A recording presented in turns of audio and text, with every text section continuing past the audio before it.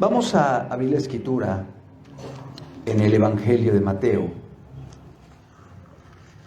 Mateo capítulo 16. Es un texto de la Biblia en el cual Jesús está hablando. Mateo capítulo 16, verso número 13.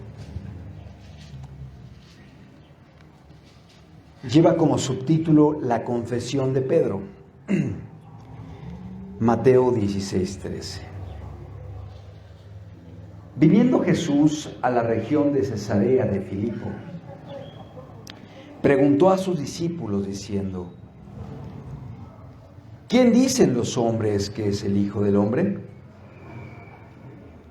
Ellos dijeron: unos Juan el Bautista, otros Elías, y otros Jeremías o alguno de los profetas. Él les dijo: ¿y vosotros quién decís que soy yo? Respondiendo Simón Pedro dijo: tú eres el Cristo, el Hijo del Dios viviente. Vamos a orar, vamos a pedirle a Dios que nos hable el día de hoy a través de su palabra. Dios amado, yo te suplico, te ruego, Padre, que tú puedas hablarnos, Señor, a través de este estudio, que tu palabra, que tu Espíritu Santo puedan tratar con cada uno de los presentes, Señor. Que tú puedas, Señor, hablarnos y que tú puedas repartir a cada uno conforme a nuestra necesidad. En el nombre de Jesús. Amén. Es Jesucristo el que está platicando con los discípulos, con aquellos que le seguían, y les pregunta a ellos: ¿quién dicen los hombres que es el Hijo del Hombre? O sea, ¿quién dicen que soy yo? Les preguntó Jesús a los discípulos. Ellos comenzaron a decir diferentes opiniones o puntos de vista que había en las personas de la sociedad. Unos decían que era Juan el Bautista, otros decían que era Elías, que había regresado, otros más decían que era el profeta Jeremías o alguno otro de los profetas. Pero si recordamos, aún algunos decían: está fuera de sí, pensaban que era alguien demente. Otros más decían: por el espíritu de Belcebú hace estas cosas. O sea, decían que estaba endemoniado. Otros más pensaban que era un falso profeta y decían: este no proviene de Dios, porque no respeta el día de reposo. ¿Cierto, no? Había diferentes conceptos, diferentes opiniones, no solamente negativas como estas, llamándole endemoniado, llamándole que estaba inspirado por el espíritu de Belcebú, que estaba fuera de sí, que estaba loco, que estaba trastornado, que era un falso profeta, que no provenía de Dios. O también conceptos como: es Juan el Bautista, cuando Jesús era mucho más que Juan el Bautista. Es Jeremías, es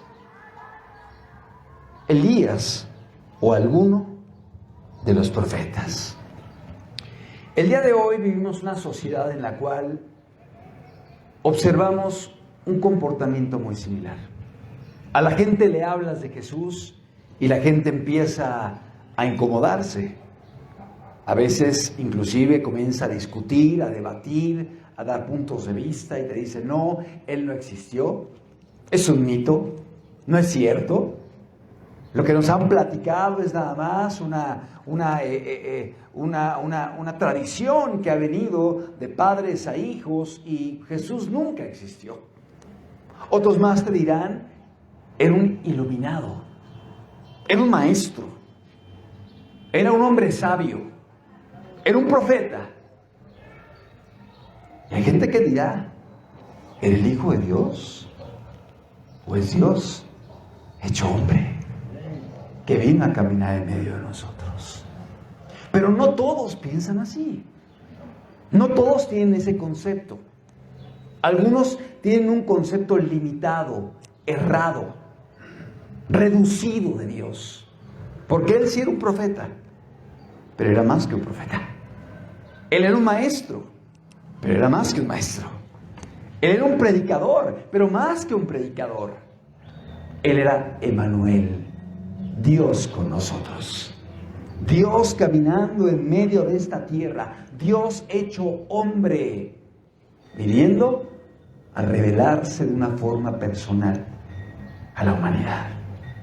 Pero repito, no toda la gente tenía esta opinión de Él.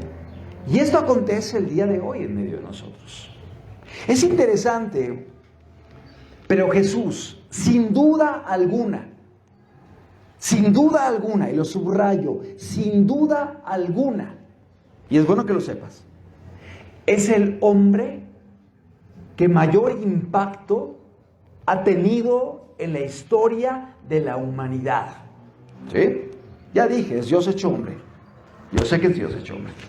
Pero hablando de Jesús como humano, como hombre, que nació de María y tuvo a María como madre y José fungió como padre, etcétera, y que caminó en medio de nosotros en Israel.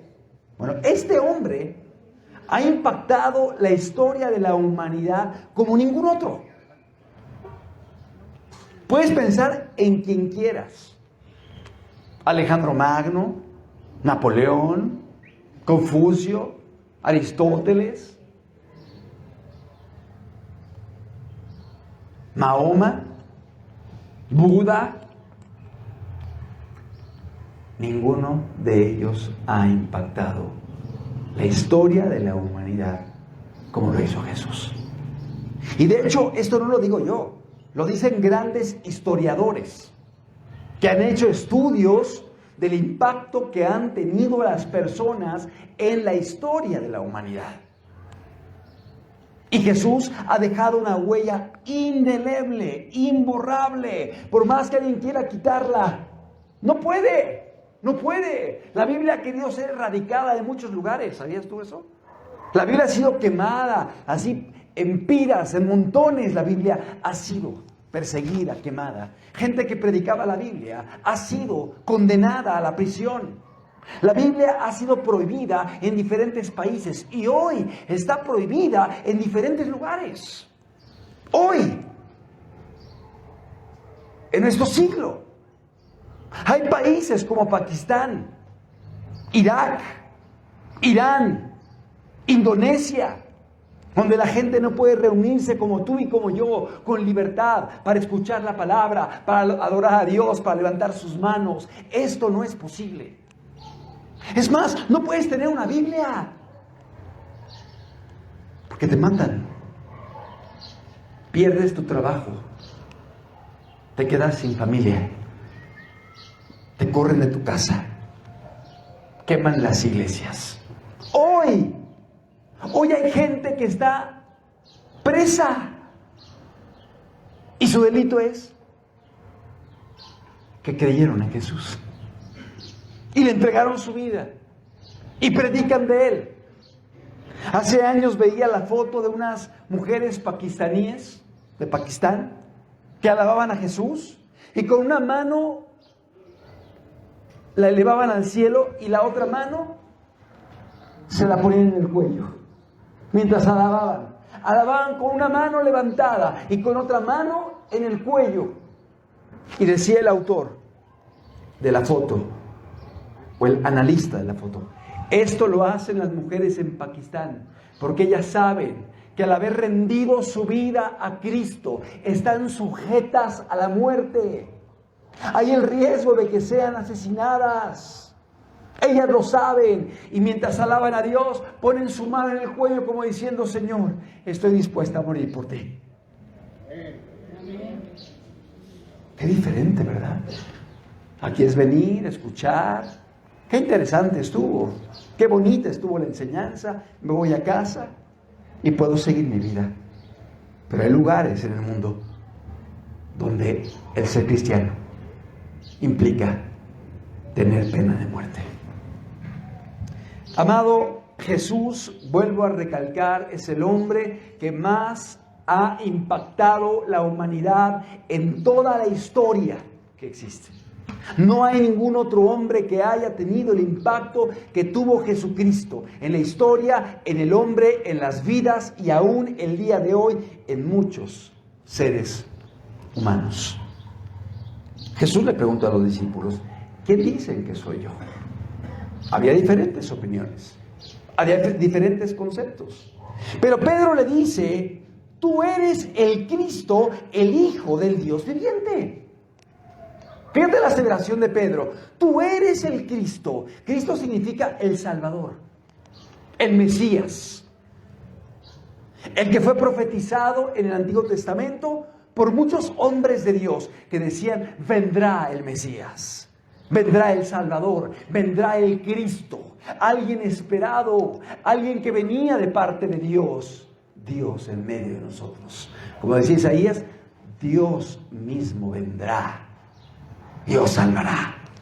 Así es Isaías. Y los ciegos verán, y los cojos saltarán, y los mudos hablarán, y los sordos oirán. Dios mismo vendrá y os salvará. ¿Quién era? Jesús, profetizado 700 años antes de Cristo por el profeta Isaías. Y así muchos profetas hablaron del Mesías. Y Pedro le dice, tú eres el Cristo. Y le dice, el Hijo del Dios viviente. Amado, esta palabra es muy fuerte. El día de hoy la utilizamos en medio de la sociedad, en cualquier grupo, en cualquier denominación cristiana. Yo soy hijo de Dios. ¿Y tú? Yo también soy hijo de Dios. Pero en el tiempo de Jesús no era utilizado. Alguien que decía, soy hijo de Dios, estaba diciendo, soy igual a Dios. En constitución, en formación, en cualidades, en atributos. Es como diciendo, el hijo de un ser humano es un humano. El hijo de un perrito es un perrito. Un gato tiene gatitos.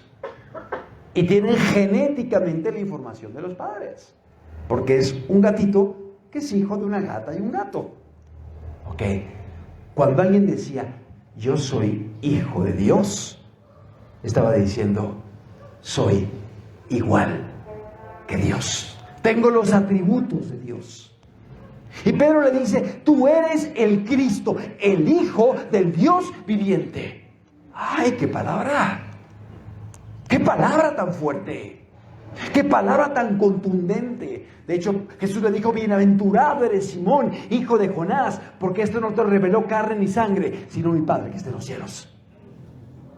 Una palabra inspirada por el Espíritu Santo. Tú eres el Cristo, el Hijo del Dios viviente. En Mateo capítulo 13, si me acompañas, por favor, verso 54. Mateo capítulo 13. Estamos en el mismo evangelio, nada más vamos unos versículos, unos capítulos antes. Mateo 13, 54. Dice la Escritura la reacción que había en las personas al escucharlo. Mateo 13, 54. Dice la Escritura, y venido a su tierra, les enseñaba en la sinagoga de ellos, de tal manera que se maravillaban y decían, ¿de dónde tiene esta sabiduría y estos milagros? Hacemos un alto. ¿Dónde estaba predicando Jesús? En su tierra, en Nazaret, donde él creció. Él nació en Belén, pero se fue a vivir a Nazaret. Y por eso lo conocían como el Nazareno, porque su gentilicio era de Nazaret, como el de la Ciudad de México, los capitalinos, ¿no? O los defeños, o los chilangos, dicen algunos, ¿no? Es el gentilicio, así se conoce. Bueno, él era conocido como Nazareno, porque creció en Nazaret, ¿sí? Fue a Nazaret y enseñaba en la sinagoga de ellos, de tal manera que se maravillaban y decían, ¿de dónde tiene esta sabiduría y estos milagros? Y seguían diciendo, verso 55, ¿no es este el hijo del carpintero? ¿No se llama su madre María y sus hermanos Jacobo, José, Simón y Judas? Atención, ¿no es este el hijo del carpintero? Ese es el concepto. Es el hijo del carpintero. José era carpintero. José trabajaba la madera, la carpintería. Y dijeron, ¿no es este el hijo del carpintero? ¿No se llama su madre María? Claro, su madre era María. Y tuvo otros hijos. Y dice, y sus hermanos Jacobo, José, Simón y Judas. O sea, María tuvo otros hijos. Y la gente lo sabía, la gente de la comunidad lo conocía a José, conocía a María, conocía a Jesús, conocía a sus hermanos, Jacobo, José, Simón y Judas, y aparte tenía hermanas. Seguimos leyendo. Verso 56. ¿No están todas sus hermanas con nosotros? ¿De dónde pues tiene todas estas cosas? ¿No están sus hermanas con nosotros? O sea, Jesús tenía hermanos y tenía hermanas, hijos de María y de José. Porque cuando Jesús nace, fue el hijo, dice, primogénito de María. Fíjate, dice primogénito, que en el griego es primer engendrado. No dice unigénito. Si hubiera sido el hijo único de María, hubiera dicho tuvo a su hijo unigénito, porque es único hijo. Pero dice su hijo primogénito, primero de muchos. Y le llamó Jesús. Es decir, después de que tuvo a Jesús, María y José vivieron como matrimonio y tuvieron más hijos, tenía hermanos, tenía hermanas, y la gente decía, oye, ¿de dónde tienes esa sabiduría? ¿No está aquí José su padre, María su madre, sus hermanos, sus hermanas? Y dice otro evangelio, ¿no es este el carpintero? O sea, algunos decían, ¿no es este el hijo del carpintero, el hijo de José? Y otros decían, ¿no es este el carpintero? Porque Jesús, como su padre, aprendió el oficio de carpintería y trabajaba la madera como su papá. Es decir, Jesús estuvo trabajando con, no sé si había serruchos como los tenemos el día de hoy, seguramente sí, martillos como los tenemos el día de hoy, y tenía los instrumentos de carpintería y estaba allí, sus manos seguramente se astillaron, hizo trabajo, los entregaba. Jesús era conocido en medio de su comunidad. Y cuando él va a Nazaret, la gente dice, ¿de dónde tiene esta sabiduría? ¿No es él Jesús? ¿No conozco a José su padre, el carpintero? ¿No conozco a María su madre, a sus hermanos? Y la gente se maravillaba porque le conocían. Amado, qué visión tan limitada de Jesús. Sí, él era el carpintero. Él era el hijo del carpintero. Él era el hijo de José y María. Pero era más que eso. Era Dios visitando esta humanidad. Era Dios pisando esta tierra y viniendo en medio de la raza humana para poder mostrarnos el camino a la vida eterna, para poder perdonarnos, para poder enseñarnos un ejemplo de vida, para que pudiéramos conocer el amor de Dios. Porque a veces el concepto de un Dios omnisciente, omnipotente, todopoderoso, creador, eterno, inmutable, con presencia, caray, no entiendo tantos conceptos. Son complicados para mí, no los puedo asimilar y digerir. Y a veces nos cuesta trabajo entender y acercarnos a Dios. Y Dios se hace hombre y camina en medio de nosotros y pone la mano sobre el leproso, sobre el ciego, ayuda al paralítico, Está con la mujer que está llorando. Está en el lugar de la necesidad. ¿Para qué? Para que pudiéramos entender cómo es Dios y el corazón de Dios para con nosotros. No es un Dios distante, no es un Dios ajeno, no es un Dios indiferente. Es un Dios que está preocupado por cada uno de nosotros, que conoce nuestras luchas, que conoce nuestras lágrimas, que conoce nuestras preocupaciones, que conoce nuestras angustias, nuestros miedos, anhelos, luchas, que conoce tu pasado, que sabe de dónde vienes. Y si sufriste, Él lo sabe. Él quiere ayudarte.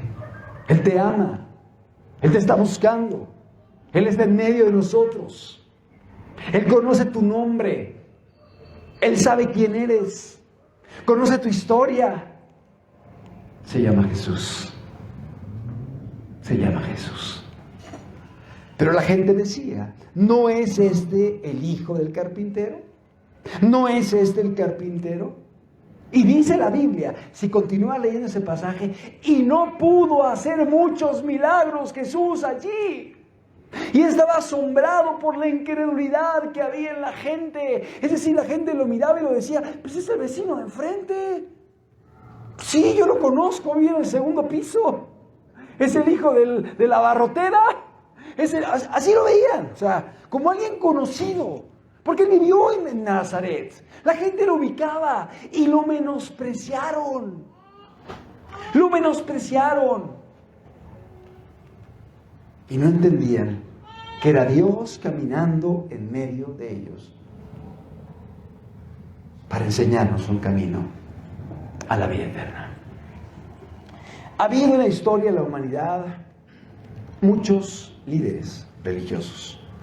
Confucio, Buda, Mahoma, no sé, de sectas, Charles Taze Russell, Joseph Smith, pudiéramos citar a tantos líderes y personalidades que fungieron en un liderazgo religioso, tanto en el mundo cristiano como en el mundo secular, como en diferentes religiones, como en diferentes credos y en diferentes movimientos. Y todos han hablado de un camino para encontrar la paz, un camino para encontrar la vida, un camino para encontrar la eternidad, un camino para encontrar el gozo. Pero Jesús vino y dijo, yo soy el camino. Yo soy el camino. Muchos hablaban de diferentes caminos. Jesús dijo, yo soy el camino. Mira qué hermoso. Muchos hablaban de diferentes verdades. No, la verdad es esta, la verdad es esta otra. La verdad está en que medites y pienses y esta es la verdad y esta es la verdad. Y Jesús dice, yo soy el camino. Yo soy la verdad. Yo soy la vida. Nadie viene al Padre sino a través de mí. ¿Qué palabras de autoridad? ¿Qué palabras? Donde Él mismo se adjudicaba una posición, una condición que nadie lo hizo. Que nadie lo hizo. Muchos hablaban de caminos distintos, de verdades distintas, de formas de encontrar la vida, pero Jesús dijo, yo soy el camino, yo soy la verdad, yo soy la vida y nadie viene al Padre sino a través de mí. Es decir, yo soy el mediador. Solamente a través de mí la gente puede llegar a Dios. Ah, caray. Con razón Jesús es conocido en todo el mundo. No sé si lo sabías. Pero las principales religiones, las más numerosas que hay en el globo terráqueo, reconocen a Jesús. ¿Cuál es la más numerosa de todas las religiones? El cristianismo. El cristianismo, nominalmente hablando. El cristianismo tiene muchos más millones de adeptos en todo el globo terráqueo que cualquier otra religión. para que veas el impacto de Jesús. No, no es un cuento, no es un mito. Fue alguien que pisó esta tierra. Dios visitando a la raza humana. La segunda religión en cantidad de adeptos es el Islam.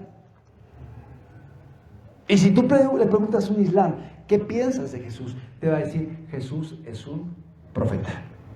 ¡Ah, caray! La segunda religión más populosa del globo terráqueo reconoce a Jesús como un profeta. O sea, impactó de una forma o de otra. Es incorrecto porque es más que un profeta, es Dios hecho hombre. Pero para que veas el impacto de Jesús. La tercera religión en cantidad es el budismo, el hinduismo y el budismo. En el hinduismo, Jesús es considerado como una deidad, igual que Vishnu y que otras deidades hinduistas. Están incorrectos, están errados, están mal. O sea, es un concepto incorrecto. Pero estoy diciendo esto para que veas el impacto que tuvo Jesús. Para el budismo, otra religión que tiene millones de adeptos, Jesús es un iluminado.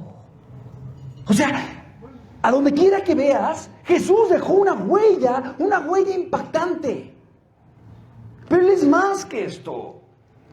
Él es Dios visitando a la raza humana. Él es Dios en medio de nosotros. Él es Dios hecho carne. Pero ¿por qué cito todo esto? Para que tú veas que en todo el globo terráqueo Jesús ha impactado como nadie lo ha hecho. Nadie. Hoy vivimos en el año 2025. ¿Después de quién? De Cristo.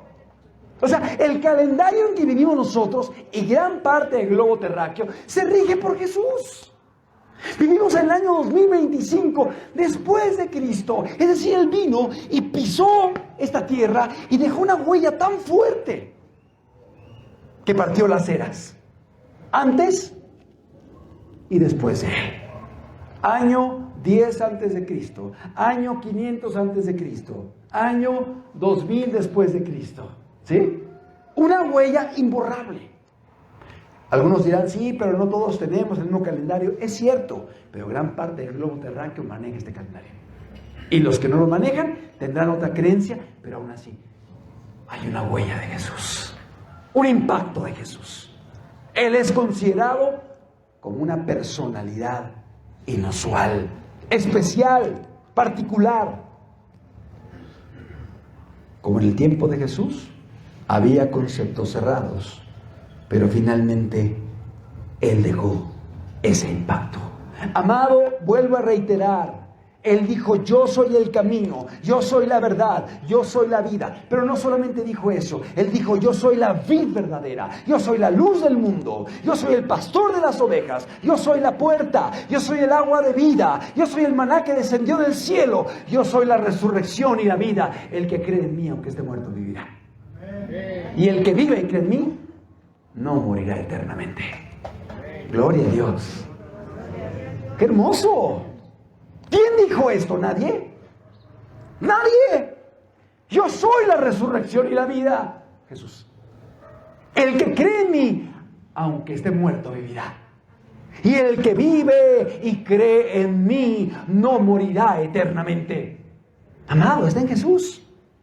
Es en Él en quien tenemos vida y vida eterna. Y algunos dirán, es que Jesús nunca dijo que Él era Dios. Claro que lo dijo. Vamos a ver dos pasajes. Juan 5:16. Evangelio de Juan, capítulo 5, versículo número 16. Dice la Escritura: y por esta causa los judíos perseguían a Jesús y procuraban matarle, porque hacía estas cosas en el día de reposo. Jesús les respondió, mi Padre hasta ahora trabaja y yo trabajo. Mira, mi Padre, ¿a quién se refería? A Dios, Dios el Padre. Mi Padre hasta ahora trabaja y yo trabajo. Por esto los judíos aún más procuraban matarle, porque no solo quebrantaba el día de reposo, sino que también decía que Dios era su propio Padre. Haciéndose ¿qué? Igual a Dios, claro. O sea, el hecho de decir, Dios es mi Padre, él estaba diciendo, yo soy igual que Dios. Yo tengo la constitución, los atributos, las cualidades del Padre, porque soy el Hijo del Padre, haciéndose igual a Dios. Y por eso querían matarle. El día de hoy, repito, escuchamos el concepto de Hijo de Dios como algo cotidiano, coloquial, constante. Pero en aquella época, un judío que decía, yo soy el Hijo de Dios, la gente se alarmaba. Como le hicieron con Jesús, lo quisieron matar, porque se hacía igual a Dios, diciendo que Dios era su Padre. Vamos a Juan capítulo 10, versículo 30. Juan 10, 30. Es el mismo evangelio. Y dice la Escritura en Juan capítulo 10, verso 30. Jesús dijo, yo y el Padre, fíjate, son palabras de Jesús, yo y el Padre, uno somos. Entonces los judíos volvieron a tomar piedras para apedrearle. Fíjate, los judíos entendían muy bien lo que estaba diciendo Jesús. O sea, los judíos eran estudiados, preparados, conocían la ley, conocían hebreo, conocían arameo, conocían a los antiguos profetas, conocían lo que habían dicho diferentes hombres del Mesías. Y conocían lo que dice la Biblia de Dios. Y Jesús dice, yo y el Padre uno somos.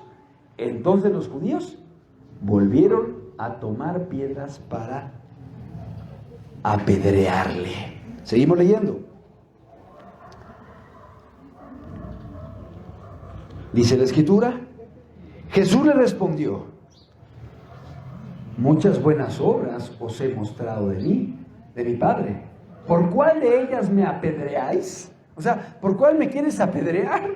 He hecho muchas obras, he sanado enfermos, he dado vista a los ciegos, he levantado paralíticos, he levantado leprosos, he resucitado muertos, he dado vista a los ciegos, he dado voz a los sordos, a los mudos. ¿Por qué me quieres apedrear? ¿Por cuál de las obras que hago? Verso 33. Le respondieron los judíos diciendo, por buena obra no te apedreamos, sino por la blasfemia, porque tú siendo hombre, fíjate, ¿qué dice? Te haces Dios. Claro que lo entendieron ellos.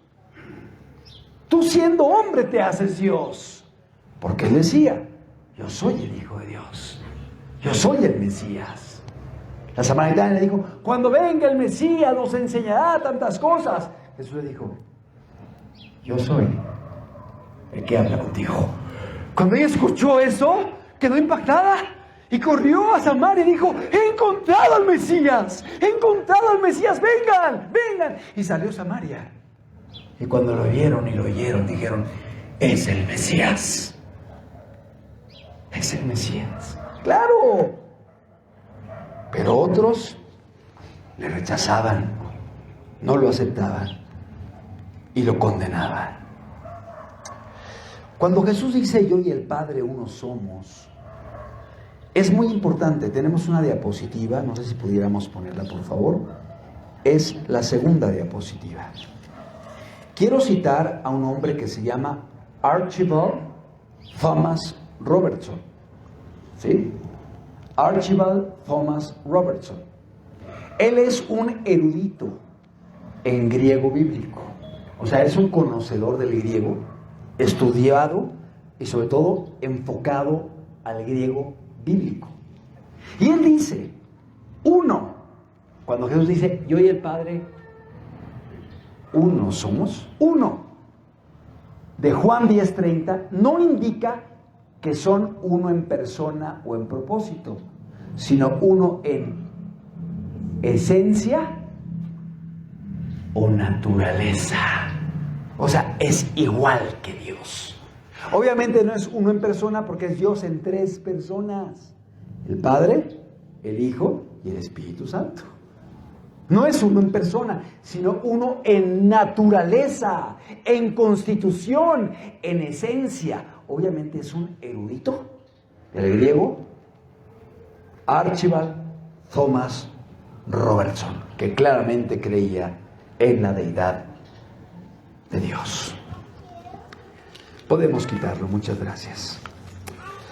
Amado, algunos únicamente piensan que Jesús es un gran maestro, un gran moralista, un gran líder religioso, un hombre que enseñó grandes verdades. Y es verdad, o sea, sí enseñó grandes verdades.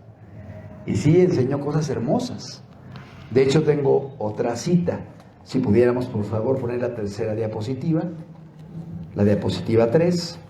Es la cita de un psiquiatra, ¿sí? La voy a leer porque a lo mejor no se alcanza a ver, pero la voy a leer y es importante que la entendamos.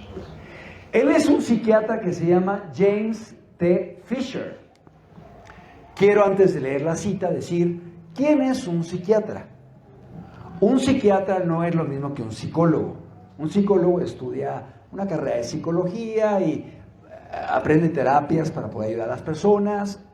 Puede ser útil si respeta lo que dice la Escritura, pero hay muchos conceptos de psicología que son extraños e incorrectos, ¿no? Pero el psiquiatra es un médico. Estudió y cursó la carrera de medicina. Terminando la medicina, se especializa en psiquiatría, que tiene que ver con la medicina, el área médico del cerebro, el trabajo cerebral, cognitivo, etcétera, y estudia trastornos del comportamiento que vienen como problemas médicos. Es un doctor, es un médico. Bueno, este doctor, el doctor psiquiatra James T. Fisher, declara lo siguiente. Fíjate, qué bonito. Si tomas la suma total de todos los artículos autorizados que hayan escrito los más calificados psicólogos, o sea, si tomas las principales verdades de los principales psicólogos del mundo, de los principales psiquiatras también, sobre el tema de la salud mental, si los combinas, los refinas, o sea, los pasas por una coladera para refinarlos bien y sacar todo lo malo, y les sacaras el exceso de verbalismo, si les sacaras toda la sustancia y desecharas los adornos, y si esas partes de puro conocimiento no adulterado fueran expresadas concisamente por el más capaz de todos los poetas vivientes, o sea, si después de tomar todo lo mejor de todos los psicólogos, psiquiatras, lo conjuntas, lo pasas por la coladera, quitas toda la basura, la paja, tomas lo mejor, lo condensas, lo preparas y lo unes, y le pides al mejor de los profetas, el que mejor oratoria tenga, que los exponga, dice, tendrías una desproporcionada e incompleta suma del Sermón del Monte. O sea, si hicieras esto, lo que diría esta persona sería un mal resumen del Sermón de la Montaña. O sea, lo que han descubierto los psiquiatras, los psicólogos, los estudiosos del pensamiento, el comportamiento, de los trastornos, de las enfermedades, de las patologías sociales, las conclusiones a las cuales han llegado, a las grandes verdades después de años de estudio, ese es un mal resumen del Sermón de la Montaña. Ahí estaba el Sermón de la Montaña, tan claro. ¿Qué está diciendo este psiquiatra? Que las verdades de Jesús son increíbles. Increíbles. Y sigue diciendo, al comparar esta suma de las palabras de Jesús, la primera saldría grandemente perjudicada, o sea, todo ese resumen. Durante casi 2000 años, el mundo cristiano ha tenido en sus manos la solución completa para sus intranquilos e infructíferos anhelos. Aquí se presenta el plano para una vida humana exitosa, llena de optimismo, salud mental y contentamiento. Como diciendo, si ponemos en práctica lo que predicó Jesús en el Sermón de la Montaña, vamos a tener salud emocional, mental, psicológica. Perdona, ama, trata a tu prójimo como quieres ser tratado, no adulteres, no mates, no robes, no hagas el mal, ama a tu esposa. O sea, son cuestiones fundamentales y básicas que fueron predicadas por Jesús hace 2000 años. Pero ¿sabes algo? Él es más que un gran maestro. Él es mucho más que esto. Es cierto, Él es un gran maestro, pero Él es mucho más que esto. Y la gente que dice, mira, yo respeto a Jesús como gran profeta o como un gran maestro o como un iluminado, la realidad es que no están entendiendo lo que están diciendo.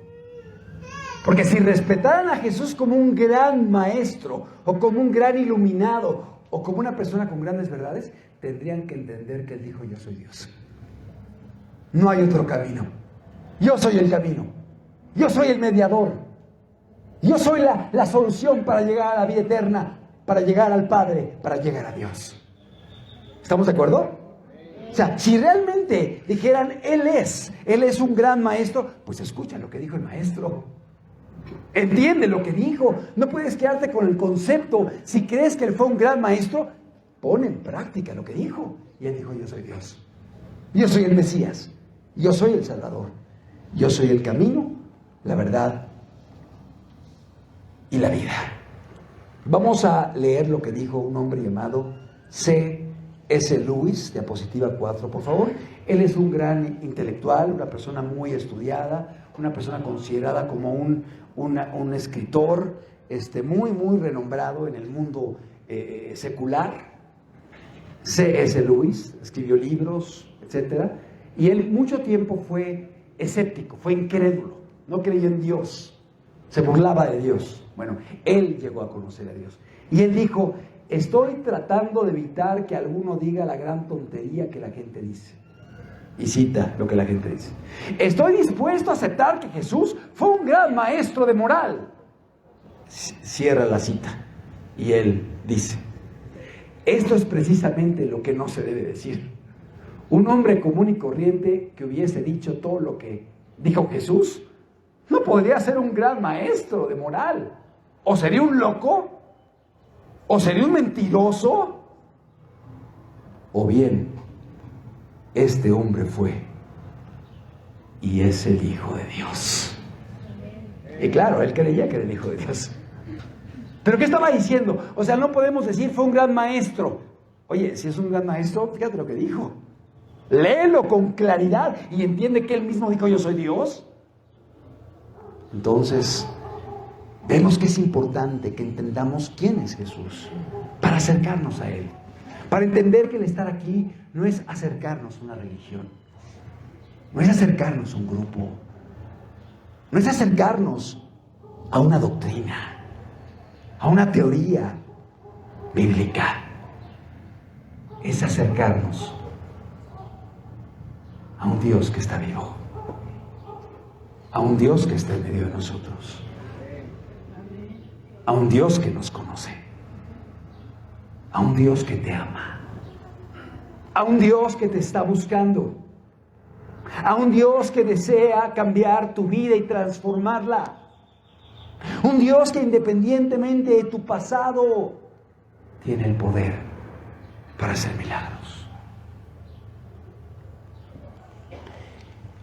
Antes de subrayar esto último que estoy refiriendo, quiero tocar algo rápidamente que creo que va a ser de mucha utilidad para nosotros. Hay gente que dice, yo no creo en Jesús porque no puedo pasarlo por el método científico. Cuando yo pase a Jesús por el método científico y me demuestre científicamente que existió Jesús, yo voy a creer en Él. ¿Cuántos han oído algo así? ¿Verdad que sí? Hay varias manos levantadas. O sea, la ciencia, no es algo científico, no podemos pasar el método, no pasa el método científico, y empiezan a querer descalificar a Jesús porque no puede pasar por el método científico. Si ponemos la siguiente diapositiva.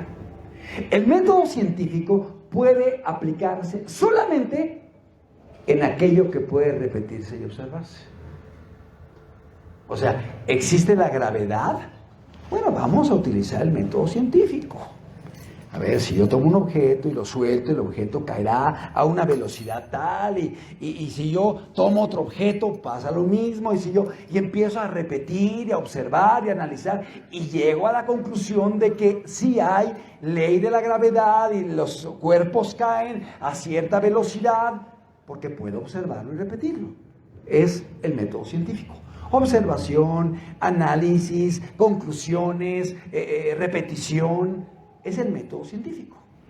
Pero hay situaciones que no pueden pasarse por el método científico. Por ejemplo, ¿cómo puedo yo demostrar que existió Confucio por el método científico? Yo no puedo hacer que Confucio nazca otra vez. Ni que vengan sus papás y que venga otra vez Confucio, o que nazca otra vez Aristóteles, o que nazca otra vez Julio César, el emperador, o que nazca Alejandro Magno. Yo no puedo demostrar por el método científico que existieron personalidades, porque no está sujeto a una repetición. Esto es algo científico, ¿eh? No está sujeto a una repetición. El método científico solo puede aplicarse en aquello que puede repetirse y observarse. Cuando algo no puede llevarse a cabo, o no puede llevarse a cabo la repetición, el evento está fuera de la prueba del método científico. Y entonces debe probarse a través, la siguiente por favor, de la prueba histórico-legal.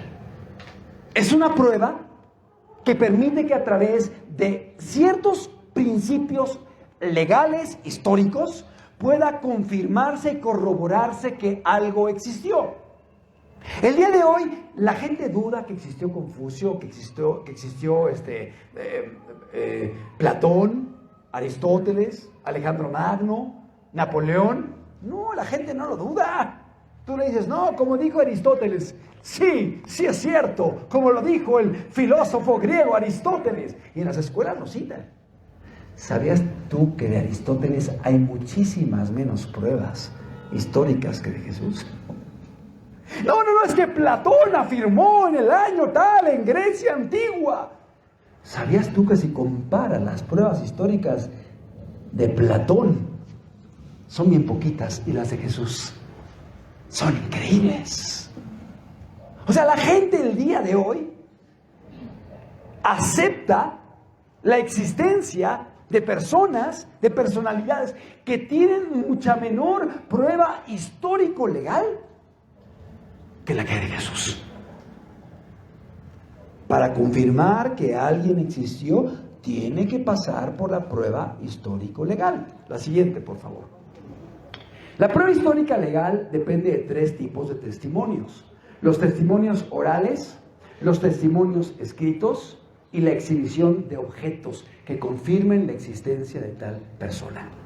Es decir, se han encontrado objetos que dicen que hubo un hombre llamado Napoleón. Se han encontrado escritos que dicen Napoleón estuvo en tal guerra y afirmó estas cosas, e historiadores lo citan. Entonces, eso le da fuerza a la existencia de esta persona. Se han encontrado testimonios orales de gente que escribió: yo estuve presente en una reunión donde estuvo Napoleón y él afirmó esto en la guerra tal, y era una persona que subía en su caballo y tenía mucha sabiduría. Y hay testimonio oral de personas que fueron testigos oculares de él. O sea, hay muchas pruebas histórico-legales que confirman que sí existió un hombre llamado Napoleón, Platón, Aristóteles, Alejandro Magno, Julio César, etcétera, etcétera. Pero cuando comparamos la prueba histórico-legal de estas personalidades con la de Jesús es avasalladora. Es increíble, es vasta, es innumerable. No solamente por testigos como Mateo, Marcos, Lucas, Juan, Pablo y gente de la Biblia, sino por personas que eran contrarias a él. Por ejemplo, hay textos judíos que critican a un hombre llamado Jesús. Y lo critican. Pero ¿sabes algo? Son útiles, porque finalmente es un texto histórico que confirma que existió Jesús. Hay textos de emperadores romanos que decían sí, y ese grupo llamado los cristianos que se reúnen cada año para adorar a ese maestro que predicaba y sanaba enfermos. Y son textos de los primeros siglos, históricos, de emperadores que son reconocidos. Obviamente llamaban al cristianismo una secta y hablaban mal de Jesús, pero estaban confirmando la historicidad.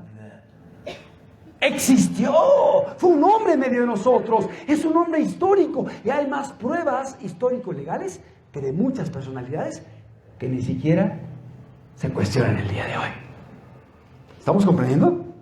¿Es importante esto? Claro que es importante, porque vamos a hallarnos con mucho ataque de gente que va a cuestionar a Jesús cuando hay evidencias vastas de la existencia de Jesucristo.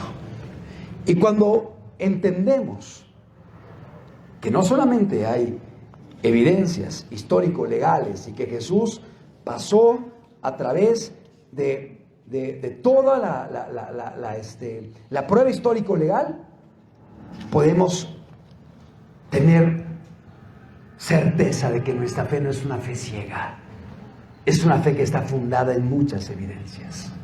Una fe que está basada en un Dios que no miente. Una fe que está basada en un Dios que es bueno. Una fe que está basada en promesas de alguien que no engaña, sino que dice la verdad. Historiadores de talla internacional han dicho: las pruebas históricas de la existencia de un hombre llamado Jesús son indiscutibles. No puede haber un historiador serio, responsable, conocedor, que pudiera cuestionar la existencia de un hombre llamado Jesús. Claro, es evidente, es obvio, pero él era más que un hombre. Ya lo comentamos. Él era más que un profeta. Él era más que un maestro.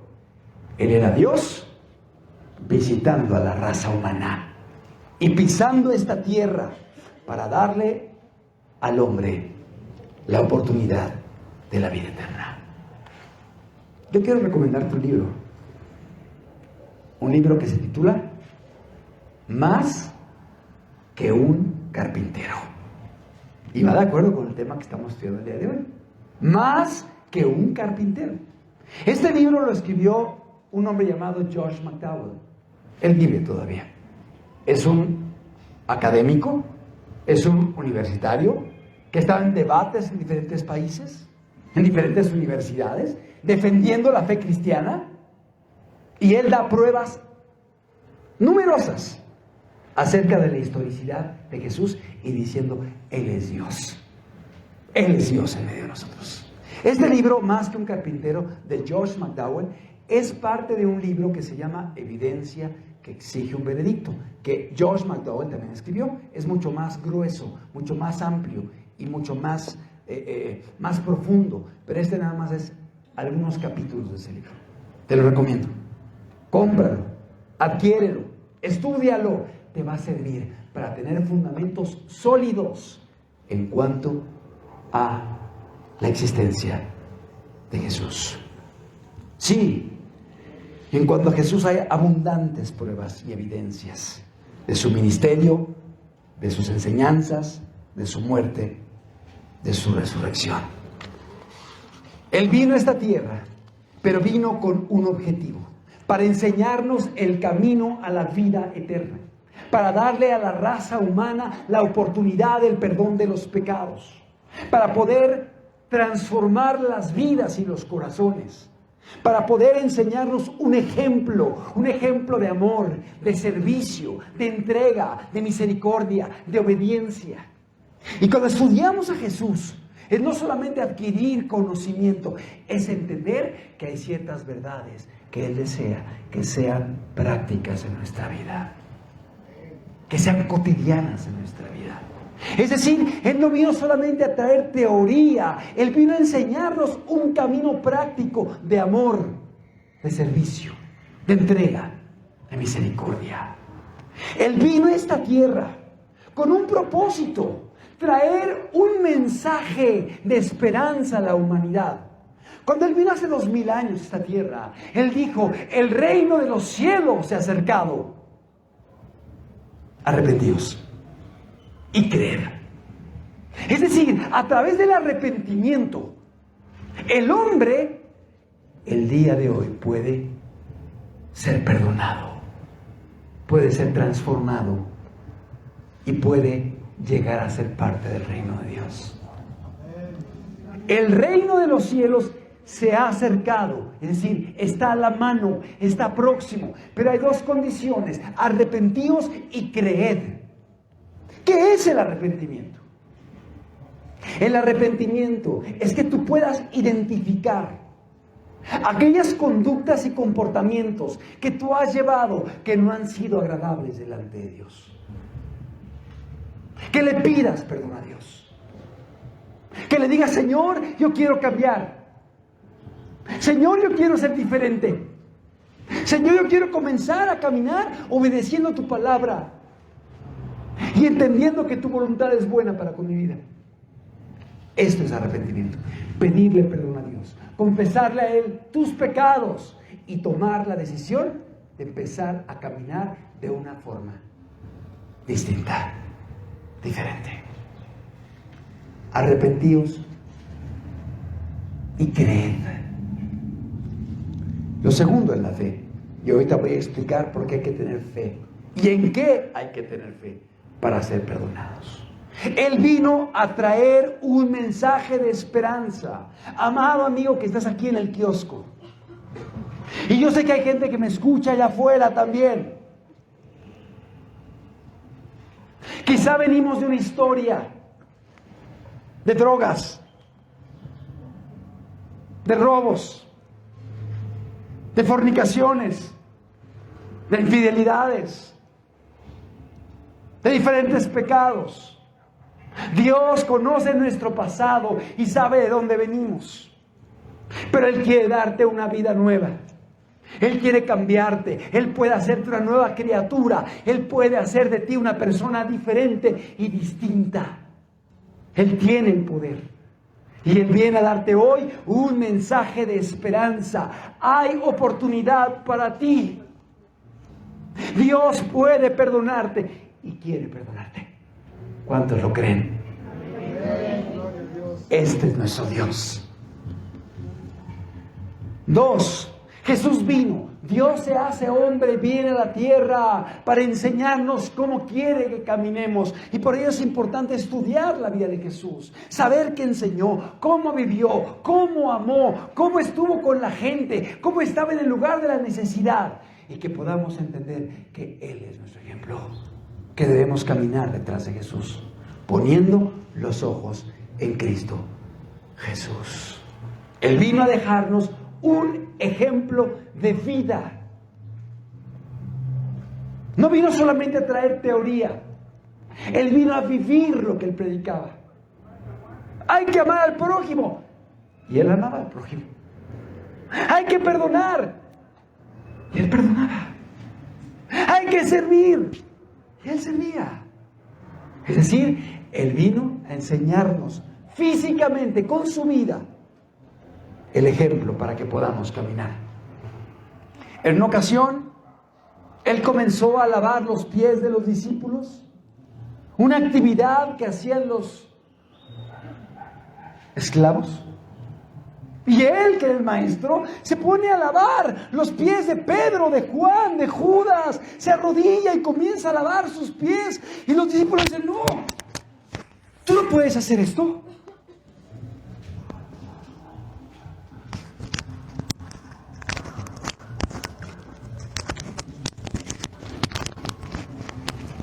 Tú eres el maestro. Tú no me puedes lavar los pies. Y Jesús le dice: permite que te lave los pies. Y empezó a lavar los pies de los discípulos. Y lavó los pies de Pedro, de Mateo, los pies de Juan, los pies de Judas Iscariote, el que lo iba a traicionar. Lavó los pies de Judas. Y cuando terminó de lavarle los pies, les dijo: yo soy el maestro. Y cuando me llaman maestro, lo hacen correctamente porque lo soy. Si yo, el maestro, lavé tus pies, ustedes también deben lavar los pies de los demás. Porque ejemplo os he dado, para que como yo he hecho, también vosotros hagáis. Él vino a dejarnos un ejemplo de vida a través de su comportamiento, de su conducta, de su amor, de su servicio. Pero sobre todas las cosas, Él vino a pagar una deuda que tú y yo teníamos, que no podía ser pagada sino muriendo eternamente. La paga del pecado es muerte. Es el Génesis. Hasta el Nuevo Testamento, la paga del pecado es muerte. Y si tú eres alguien que pecaste en contra de Dios, que hiciste lo malo, que rompiste los mandamientos, y todos lo hemos hecho, merecíamos la muerte. Merecíamos la muerte. ¿Y cómo podías pagar por tu deuda? Muriendo eternamente. La paga del pecado es muerte.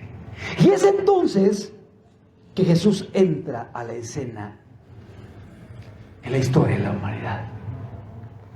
Y Dios envía a su Hijo, que se hace hombre, para poder tomar el lugar de los hombres y pagar con su muerte la muerte que tú y yo merecíamos. Y Él fue a la cruz del Calvario a derramar su sangre sin haber pecado jamás, sin haber hecho lo malo. Y Él fue a esa cruz para pagar por mis pecados y por tus pecados. Por eso Él dice: hay un solo mediador, Jesucristo. Porque si Él no hubiera pagado por nuestros pecados, hoy seríamos los más dignos de conmiseración. Hoy estaríamos condenados a la muerte eterna. Pero hoy podemos tener esperanza gracias a Jesús. Alguien que verdaderamente vino y pisó la tierra y predicó grandes verdades y nos enseñó el camino a la vida eterna, y que dijo: yo soy el camino, yo soy la verdad y yo soy la vida, y nadie viene al Padre sino a través de mí. Y aquel que dijo: yo soy la resurrección y la vida, y el que cree en mí, aunque esté muerto, vivirá, y el que vive y cree en mí no morirá eternamente. El budismo también le reconoce, erradamente, pero también le reconoce. Amado, ha dejado una huella como nadie en la historia de la humanidad. Él vino y pisó esta tierra, y su impacto fue tan fuerte que Él partió en dos eras la historia de la humanidad: en antes de Él y después de Él.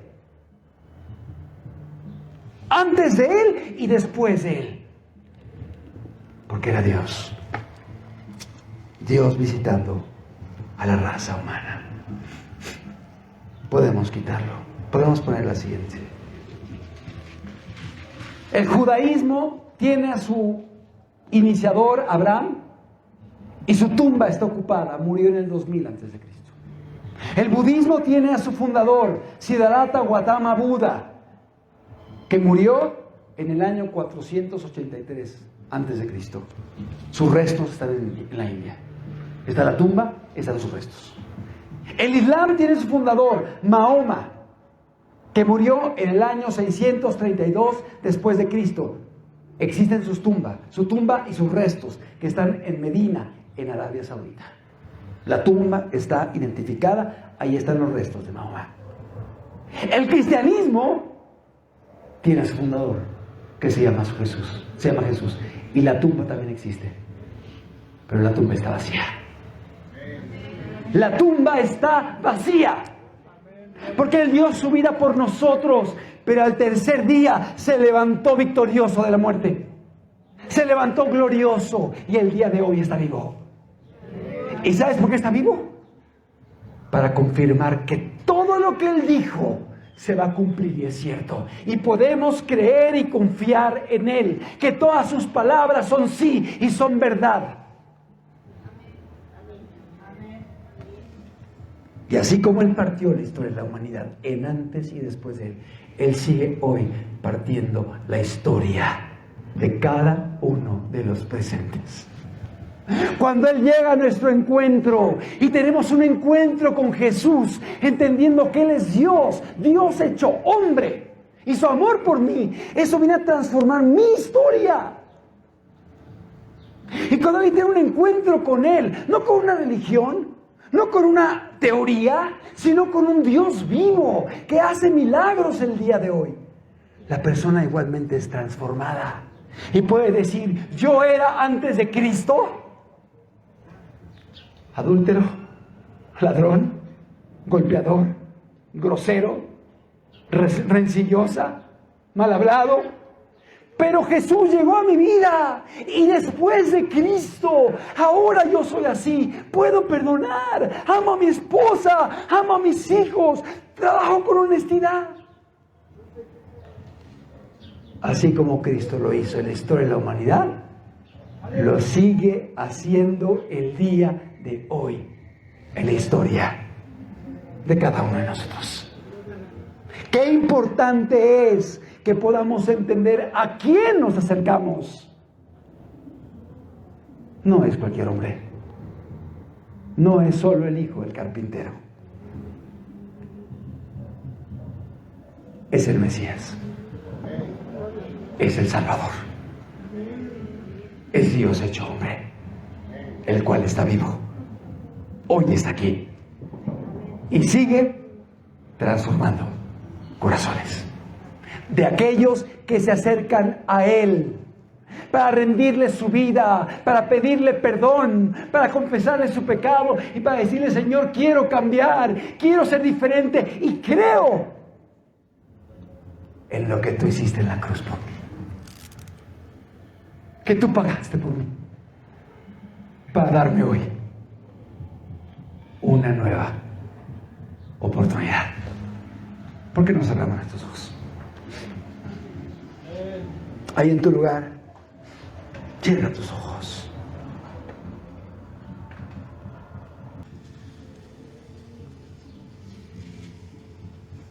Quizás tenido un concepto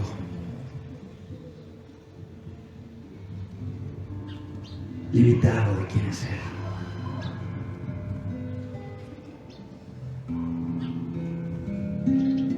Hoy Dios está hablando porque Él te está haciendo entender quién es Él y cómo debes acercarte a Él, confiando en Él, rindiéndole tu vida y tu corazón. Él está aquí.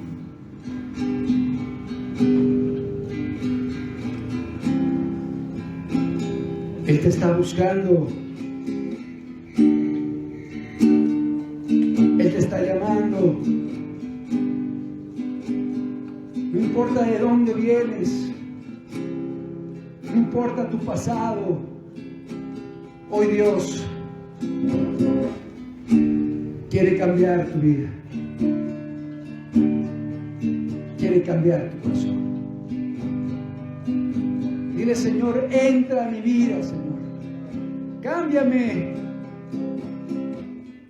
límpiame, renuévame, restáurame. Aquí está el Espíritu Santo de Dios. Aquí está Dios en medio de nosotros, que te está llamando, que te está buscando. Dios está aquí. Hombre, levantaré.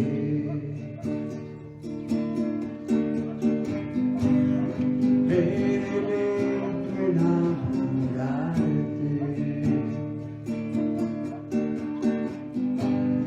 Te agradezco que en mi vida estés.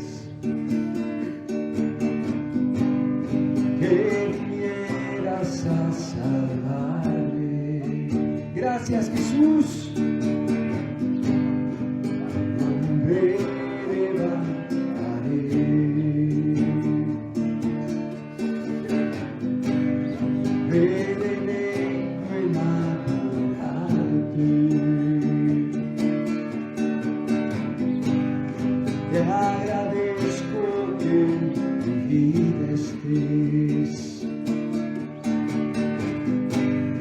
que vinieras a salvarme.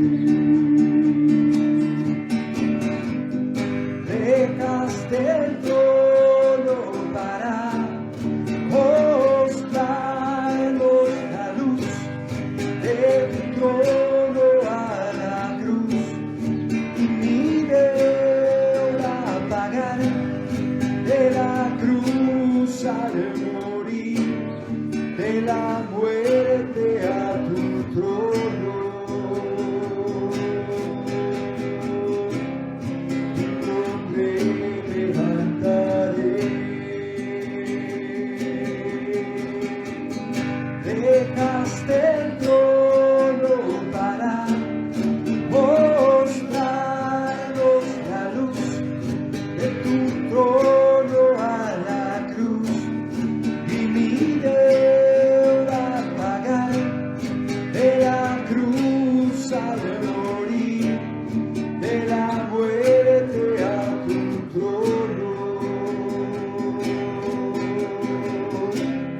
Tu nombre levantaré. Tu nombre levantaré.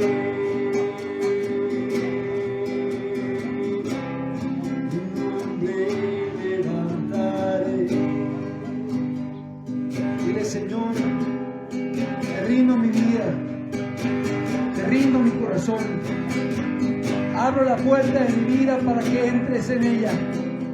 Sé mi Señor y mi Salvador. Te pido perdón por mis pecados. Perdóname, Señor. Quiero hacer las cosas bien. Quiero honrarte, obedecerte, hacer tu voluntad. Aquí está mi vida, Señor. Sé que no merezco tu perdón, pero tú no viniste por los buenos, no viniste por los sanos, viniste por los pecadores, para llevarlos al arrepentimiento, para transformarlos, para cambiarlos. Viniste por los enfermos para sanarlos. Oh Dios amado, y te ruego que vengas a obrar en las vidas con poder, que vengas a tener misericordia. Espíritu Santo, haz la obra en los corazones. Dejaste el trono para mostrarnos la luz de tu trono a la cruz, y mi deuda pagar, de la cruz al morir, de la muerte a tu trono. Tu nombre levantaré.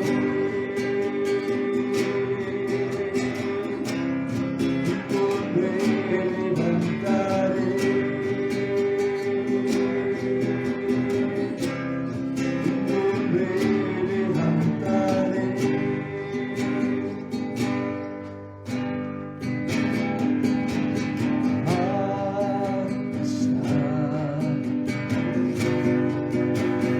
Gloria a su majestad. A Jesucristo sea la gloria, honra y poder. Él es majestuoso.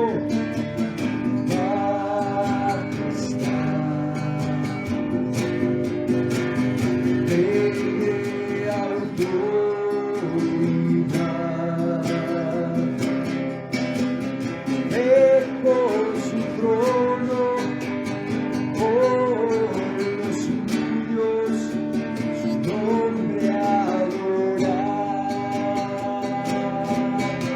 Levantemos el nombre de Cristo. Levantemos el nombre de Cristo. Y exaltemos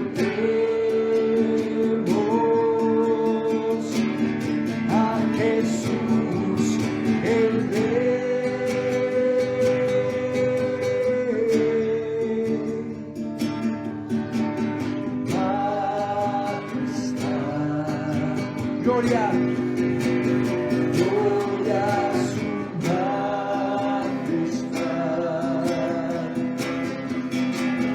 Al que murió, resucitó, Hijo de Dios. Quiero invitarte a que nos podamos poner de pie y que podamos entonar juntos este himno al Señor, diciéndoselo con todo el corazón. Eres majestuoso, Jesús. Gloria, gloria a su majestad. A Jesucristo sea la gloria, honra y poder. Majestad, majestad, Rey de autoridad.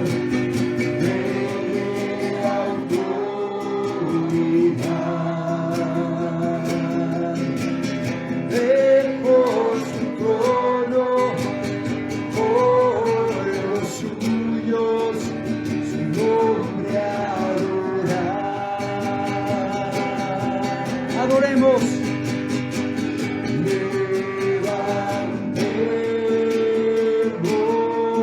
Levantemos el nombre de Cristo y exaltemos. Exaltemos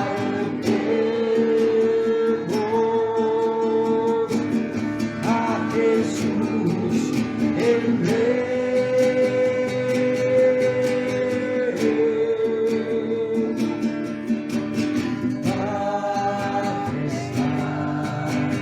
Gloria, gloria a su majestad.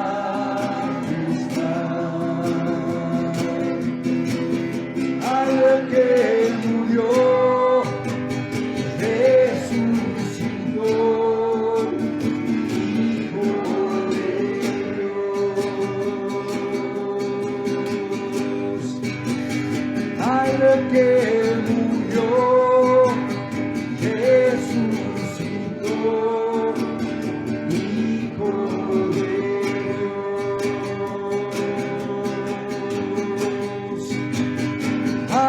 que murió, resucitó, Hijo de Dios.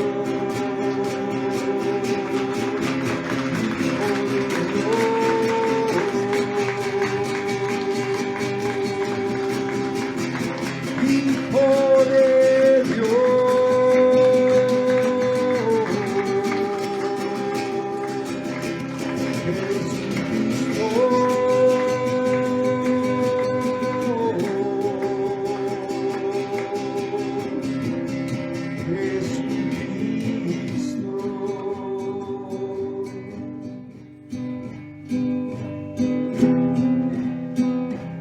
Él no está muerto, Él resucitó al tercer día.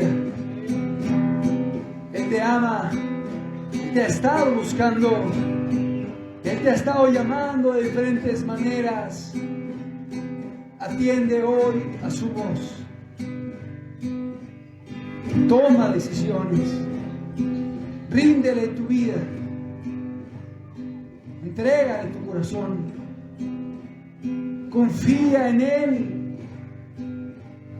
Él es poderoso para hacer todas las cosas nuevas, independientemente de tu pasado. Él está aquí. Y Él está cada domingo aquí. Cuando te vayas a tu casa, le puedes hablar en tu cuarto y Él te va a escuchar. Porque Él está vivo. Y Él escucha y Él responde. Y Él quiere que cada domingo puedas estar aquí. Porque tiene una cita contigo. Para hablarte, para guiarte, para instruirte, para mostrarte su voluntad. No dejes de congregarte. Si eres nuevo, Dios te ha traído para que puedas buscarle de corazón. Si tienes tiempo y no has caminado con Él, hoy Dios te está buscando y te dice: vuélvete a mí. Y si llevas tiempo caminando con Él, Él te habla el día de hoy y te dice: persevera, persevera, sé fiel, persiste, sigue adelante, yo estoy contigo. Él está aquí y Él tiene pensamientos de bien para con tu vida.